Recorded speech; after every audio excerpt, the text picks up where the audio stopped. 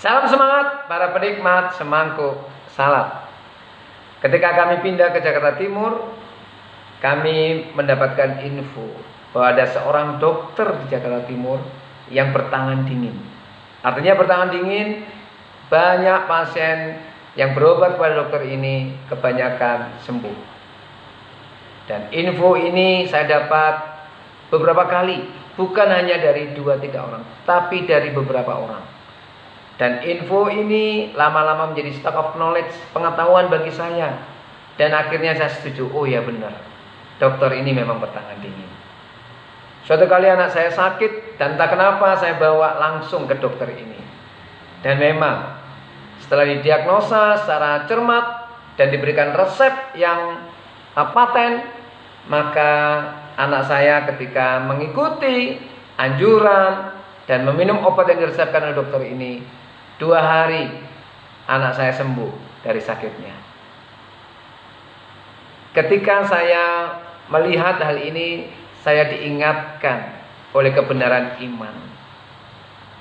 Iman itu harus punya 3 muatan ini, yaitu tahu, setuju, dan mengandalkan.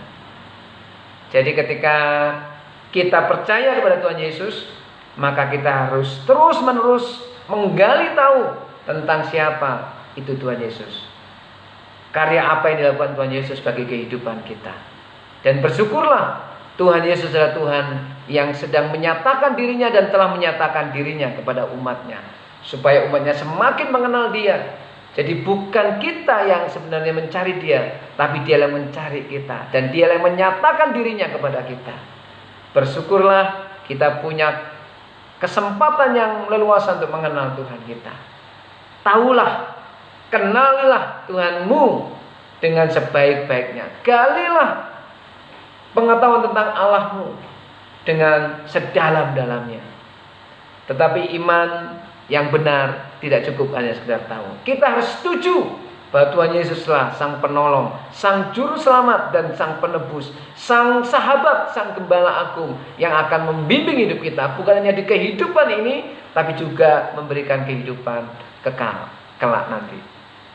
Tetapi tahu dan setuju belum cukup. Kita tidak akan pernah mengalami kasih dan kuat kuasa Tuhan Yesus secara nyata kalau kita tidak pernah mengandalkan Dia sebagai Tuhan, sebagai satu-satunya Juru Selamat, sebagai tabib yang ajaib, sebagai penyembuh, sebagai gembala yang baik. Kita tidak akan pernah merasakan kasih dan kuat kuasanya sebelum kita mengandalkan sungguh-sungguh. Mari kita membaca di dalam Matius 7 ayat yang ke-7. Berbunyi demikian, mintalah maka akan diberikan kepadamu, carilah maka kamu akan mendapat, ketoklah maka pintu akan dibukakan bagimu. Jadi mari kita memiliki iman dengan 3 muatan ini. Tahu dan semakin tahu, setuju dan mengandalkan. Di tengah-tengah pandemi yang belum usai, mungkin menyisakan banyak duka, banyak pergumulan dan banyak permasalahan dalam usaha kita, dalam pekerjaan kita, dalam kehidupan kita hari-hari. Jangan pernah lepas untuk terus mengandalkan Tuhan Yesus sebagai Sang Juru Selamat, sebagai Sang Pelega pergumulan hidup kita, sebagai gembala yang baik.